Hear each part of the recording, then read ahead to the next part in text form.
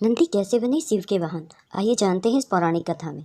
भगवान शिव के गणों में नंदीश्वर सबसे प्रमुख है। भगवान शिव के हर मंदिर में उनकी प्रतिमा के साथ नंदी जी की प्रतिमा भी स्थापित की जाती है। नंदी को भगवान शिव का परम भक्त माना जाता है। आपको बता दें कि नंदी को बहुत ही शांत और शालीन गण माना जाता है। कैसे नंदी बने भगवान शिव के वाहन। पुराणों में नंदी महाराज से जुड़ी एक कथा है। सिलाद मुनि जो एक घोर तपस्वी थे, उनके ब्रह्मचर्य व्रत का पालन करने के कारण उनके वंश को समाप्त होते देख उनके पूर्वज चिंतित हो गए और उन्होंने अपनी चिंता सिलाद मुनि से व्यक्त की। सिलाद मुनि ने भगवान शिव से एक दिव्य पुत्र की कामना की। सिलाद ऋषि निरंतर योग और तप आदि में व्यस्त रहते थे, जिसके कारण वह गृहस्थ जीवन को अपनाना नहीं चाहते थे। इसलिए संतान प्राप्ति की इच्छा से उन्होंने भगवान इंद्र को प्रसन्न किया और जन्म मृत्यु से मुक्त पुत्र का वरदान मांगा। लेकिन इंद्र यह वरदान देने में असमर्थ थे, इसलिए उन्होंने इसके लिए भगवान शिव को प्रसन्न करने को कहा। तब इंद्र के कहने पर सिलाद ऋषि ने कठोर तपस्या करके भगवान शिव को प्रसन्न किया और उनके समान दिव्य पुत्र की कामना की, जो जन्म मृत्यु से मुक्त हो। भगवान शिव ने सिलाद को आशीर्वाद दिया।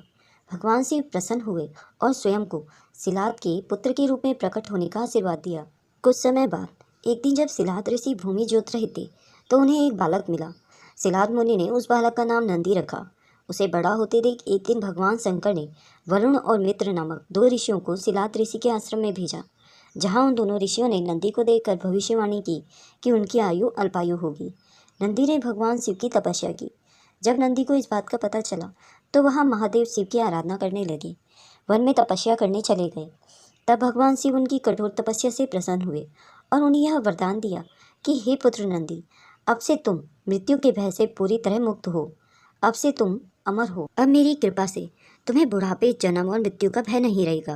भगवान शिव ने नंदी को वरदान दिया। तब भगवान शंकर ने माता शक्ति की सहमति से और वेदों के अभाव में नंदी को सभी गणों और गणेशों का अधिपति नियुक्त किया। इस तरह नंदी नंदीश्वर बन गए और भगवान शिव ने नंदी को अपना वाहन नियुक्त किया। नंदी वहीं से महादेव के साथ कैलाश को चले गए और उनकी सेवा में रम गए। जब सिलाद को ये पता चला कि भगवान शिव की कृपा से उनका पुत्र अजर और अमर हो गया, तो वे अत्यंत प्रसन्न हुए। महादेव की सेवा करते हुए नंदी को बहुत दिन बीत गए और सिलाद अत्यंत वृद्ध हो गए।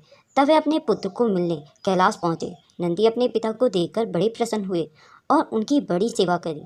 तब सिलाद ने उनसे साथ चलने को कहा, किंतु नंदी ने उनकी आज्ञा यह कहकर ठुकरा दी कि उनके जीवन का उद्देश्य केवल भगवान शिव की सेवा करना है। तब सिलाद मुनि ने भगवान शिव से प्रार्थना की कि अब इस वृद्ध अवस्था में वे उनके पुत्र को उनके साथ भेज दें। ये सुनकर भगवान शंकर ने उन्हें अपने पिता के साथ जाने की आज्ञा दी। नंदी महादेव की आज्ञा मानने को विवश थे। इसी कारण भरे मन से वे सिलाद के साथ लौट तो गए, किंतु उनके प्राण कैलाश में ही रह गए। अपने आराध्य से दूर होने के कारण नंदी का स्वास्थ्य प्रतिदिन बिगड़ने लगा। तब सिलाद ने उनका विवाह मारुत कन्या सुयसा से करा दिया, ताकि गृहस्थ जीवन में वे रम जाएं। किंतु इसका नंदी के स्वास्थ्य पर कोई भी प्रभाव नहीं पड़ा। वह शीघ्र ही मरणासन अवस्था में पहुंच गया। जब सिलाद मुनि ने देखा कि उनके पुत्र के प्राण संकट में है, तब उन्होंने भगवान शिव से उसे बचाने की प्रार्थना की। अपने भक्त को इस अवस्था में देखकर वे तुरंत आश्रम पहुंचे और नंदी को स्वस्थ कर दिया। तब सिलाद मुनि समझ गए कि नंदी महादेव के बिना जीवित नहीं रह सकता, इसलिए उन्होंने उसे सुयसा के साथ कैलाश जाने की आज्ञा दे दी। एक बार महादेव देवी पार्वती के साथ अनंतपुर में थे और उन्होंने नंदी को द्वार की रक्षा करने को कहा। तभी वहाँ महर्षि भृगु आए और महादेव के दर्शनों की इच्छा जताई, किंतु नंदी ने उनसे कहा कि महादेव की आज्ञा के अनुसार वे द्वार से नहीं हट सकते। इस पर महर्षि भृगु को क्रोध आ गया और उन्होंने नंदी को श्राप दिया कि वह जल्दी ही किसी के हाथों परास्त होगा।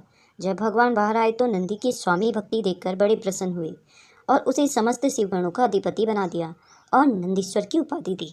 कुछ काल के बाद रावण कैलाश पहुंचा और नंदी ने उसे रोका।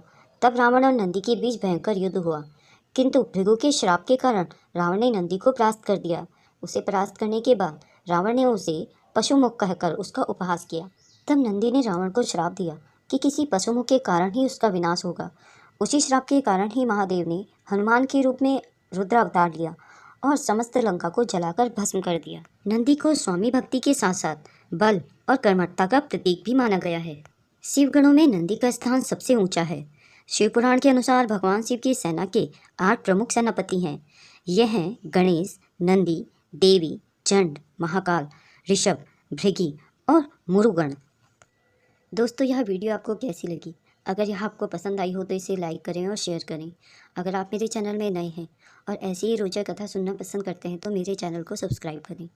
आगे मिलते हैं नई कहानी के साथ। कहानी को अंत तक देखने के लिए आप सभी का बहुत बहुत धन्यवाद।